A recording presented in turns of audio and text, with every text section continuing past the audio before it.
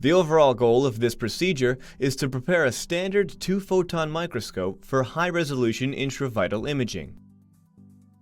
This is accomplished by first aligning the microscope, which includes adjusting the lasers.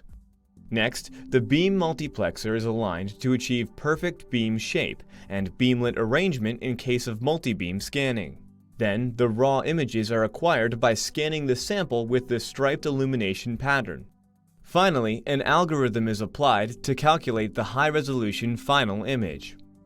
Ultimately, striped-illumination microscopy is used to show details of immune system behavior within germinal centers in the lymph nodes of mice, formerly inaccessible to intravital microscopy.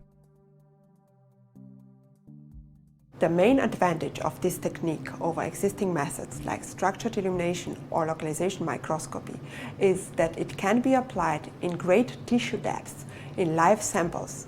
It does not require any modification of the laser beam shape, thus keeping the method very simple and easy to implement to any multi-photon microscope.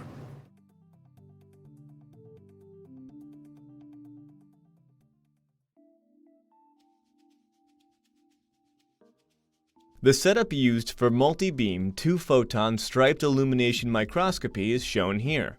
To achieve optimal resolution and contrast quality with the lowest level of photo-bleaching and fastest acquisition, consider making adjustments to the setup, as outlined in the text protocol.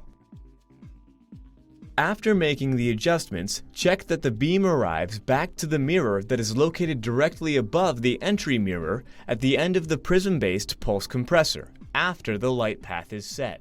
From here,